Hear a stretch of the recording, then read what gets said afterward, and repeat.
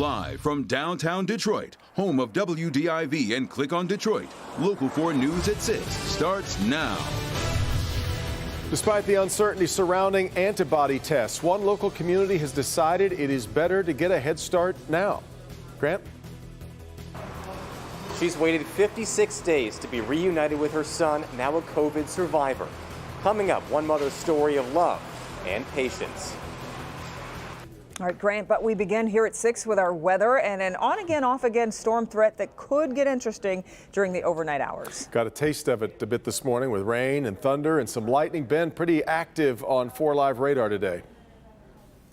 It has been, guys, and right now there are severe thunderstorms in the region, but they have all been south of the state line, and that has really sort of robbed a lot of that moisture from getting into the state and kept us out of the woods. Here's a look at 4 Live radar, and you can see that line across parts of Ohio. There have been severe thunderstorm warnings along that line that has marched through Toledo, headed to Cleveland right now. But there's a whole lot of nothing there in the state of Michigan. Even a lot of those storms that have tried to get going there on the west side of the state, not having a whole lot of luck, but we're going to watch them pretty closely. We are technically under a marginal risk for severe weather. The bigger threat is going to be from the amount of rain. We've picked up almost an inch of rain in some spots already, and we will be getting more tonight, especially after midnight. Flood watches take effect at 10 p.m. and run through daybreak tomorrow. So here's how the rest of the evening shakes out. I'd be surprised if we see anything before midnight, maybe just a widely scattered shower or storm. But once 12 o'clock hits, that rain becomes persistent overnight and pretty much stays with us through tomorrow. Coming up, we'll look at your 4-zone forecast, which does have those rainfall totals. You can track this entire system on our local forecasters app. It's got interactive radar, severe weather alerts, and a lot more in the palm of your hand. Download it for free in your app store by searching WDIV. Devin and Kim? Okay, Ben, turning now to the latest on the coronavirus in Michigan. The state reported nearly 1,200 new cases and 73 deaths today, significantly higher numbers than we've been seeing. State says that's due to backlog results finally being entered into the system and due to increased testing at correctional facilities. Governor Whitmer, meanwhile, hinted today that gatherings of 10 people or fewer could be allowed as soon as May 28th, but said things have to keep going well in order for that to happen. And starting Friday, Meijer stores will open 2 hours earlier and close 2 hours later. The new 6 a.m. to midnight schedule includes more dedicated shopping time for frontline workers, people aged 60 and over, and those with chronic health conditions. Those special hours will now be 6 to 8 a.m. There was a skirmish or two, but no arrests at the protest today in Lansing opposing Governor Whitmer's stay-at-home order. Some of the crowd came carrying long guns, and many were not wearing masks, but the demonstration did not require any major intervention by Michigan State Police. And while that was going on, the governor was part of a virtual roundtable on coronavirus response with the governors of New Jersey and Connecticut and Democratic presidential nominee Joe Biden. Whitmer told the panel Michigan is making progress. We're testing more and more people every single day, and our percentage of positive cases has gone down. This past Sunday, we were at just 6% positive cases, which is the lowest percent we've had since the onset of those first cases, March 10th. The day after you were here in Michigan with me was the first day we got our 2 cases. And this is the lowest we've been since that, almost 6 weeks ago. We've still got a lot of work to do, though. And there's no question that we need help from the federal government. The entire panel criticized the Trump administration's response and want to see the federal government step up with more financial aid to the states, and soon. The CDC is expected to issue a nationwide alert to doctors about a mysterious syndrome in children that appears to be linked to COVID-19. It's being blamed for at least 4 deaths. Dr. Frank McGeorge is here with us with one local family's experience, and thankfully, Frank, it has a happy ending. Thankfully indeed, Kim. You know, so far doctors in Michigan have identified about 20 to 25 cases of this, but they're concerned there will be more. We talked to a Shelby Township mom whose son spent a week in the hospital fighting this, and she wants parents to know it can happen fast. On April 26th, Levi Noble celebrated his 7th birthday. Later that week, his family went to their cabin. He was out, we went fishing, he was perfectly fine, perfectly normal. Saturday early in the morning, woke up throwing up, had a high fever, didn't really think, anything of it. But when it lasted 4 days, Mom Hannah took Levi to see his doctor. At that point, his eyes did become red. His lips were getting red and chapped. They ended up at Beaumont Royal Oak. He started developing really severe abdominal pain, which at that point they thought was appendicitis. Found out that he had pneumonia and his lungs were filled with fluid. His BP dropped really low, and they sent him to the pediatric ICU. Doctors suspected Levi was suffering from the newly identified pediatric multisystem inflammatory syndrome. He did 3 COVID-19 tests, swab tests, and every single one of them came back negative. And then as we were walking out of the room, they told us that he had tested positive for the antibodies. Hannah was shocked. He has not gone anywhere, hasn't been around anybody, hasn't done anything. So I'm like, could he have gotten it? When did he have it? She says Levi never showed any symptoms of COVID-19. She is urging other parents to be on guard for symptoms of this inflammatory syndrome and do everything they can to reduce kids' risk from the coronavirus. And that was the scariest thing for me, was that, he could have heart damage from this. And, I'm thankful that that wasn't what it was, and that he did end up coming out of the hospital and he's okay. Now, parents do not need to panic about this, but you do need to keep aware and keep an eye out for those symptoms. Fever lasting 3 days, red eyes, red chapped lips, and sometimes a rash. Gastrointestinal symptoms like abdominal pain, vomiting, and diarrhea are also sometimes present. It is very important to seek treatment quickly because this can progress rapidly. Parent, it is scary. The CDC, the alert is expected at any moment now. What is the exact significance of that?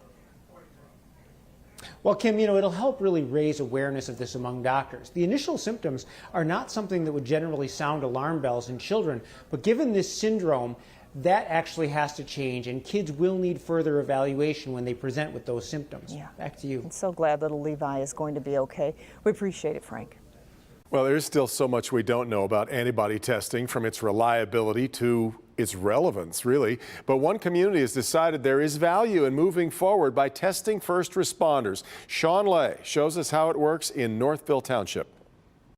Should you get an antibody test for the coronavirus? The hope would be, if you tested positive, that you would be immune to it. But researchers say they still don't know if that is true. Still, first responders, they want to be tested. They're hoping their data gathered here helps lead to some more solid answers.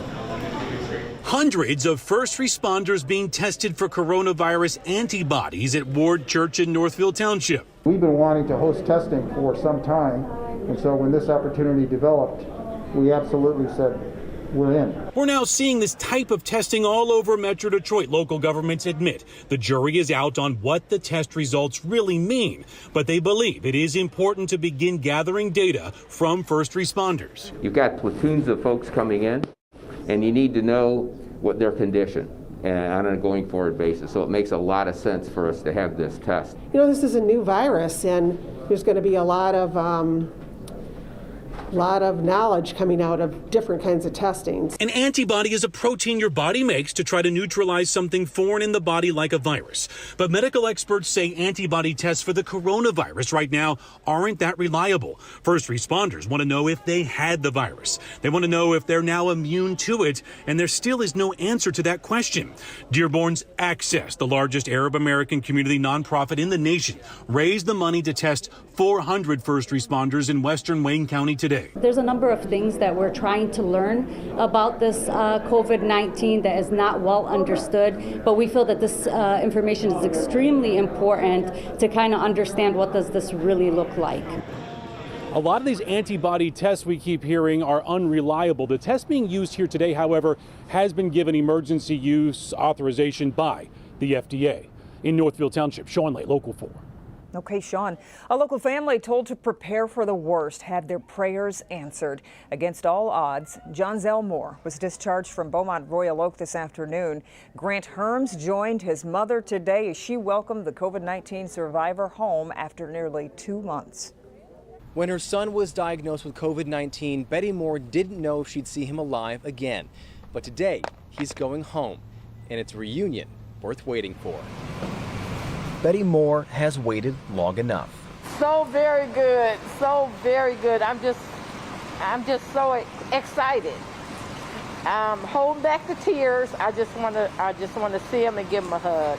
She's waited 54 days. That's how long her son John Zell has been at Beaumont Hospital in Royal Oak. Yes, I was very scared. I worked myself with Henry Ford Home Health Care, and that was a hard time for me. Betty Moore has been through enough.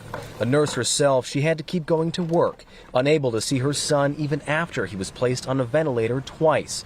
Not after his heart stopped, and not after his kidneys failed, not even when they said he wouldn't survive. They really didn't think he was going to live. And I said, you mean my son has to die before I can come up there? And they said yes. John Zell is a father of 6, and his family is waiting for him back at the house. But Betty, she wasn't going to wait any longer than she had to. So she drove through the rain. She skipped breakfast just to wait. And with each passing minute was asked to wait just a little more. Yes! But Betty Moore doesn't have to wait any longer. I appreciate everything. I'll hug you. ICU, 6th floor, 7th Central. They took me from not walking to walking. I'm walking.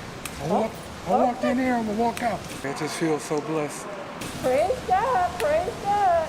There's a saying about a mother's love knowing no bounds.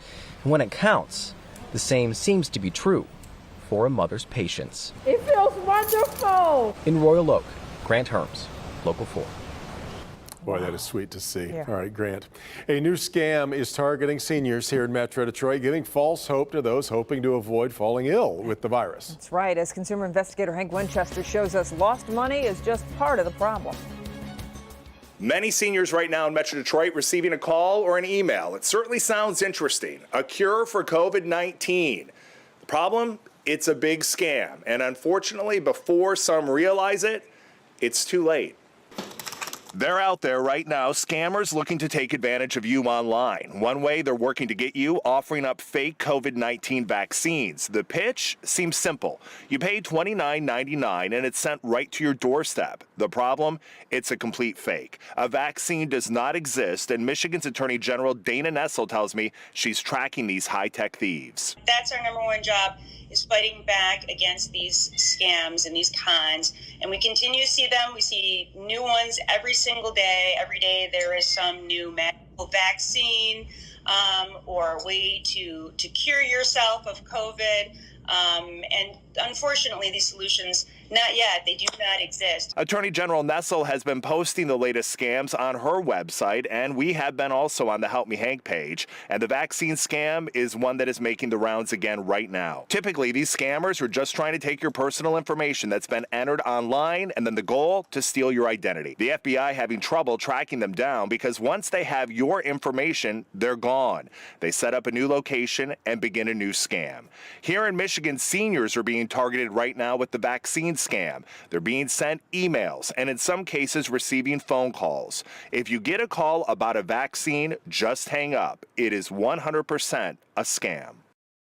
If you've received one of these calls or emails promising a cure for COVID-19, the Attorney General would like to hear from you. I'm Hank Winchester. Help me, Hank. New at 6. It's been 5 years since the Carr family lost little Chad. How his legacy lives on through the Chad Tough Foundation and how they're getting creative to raise important funds for research.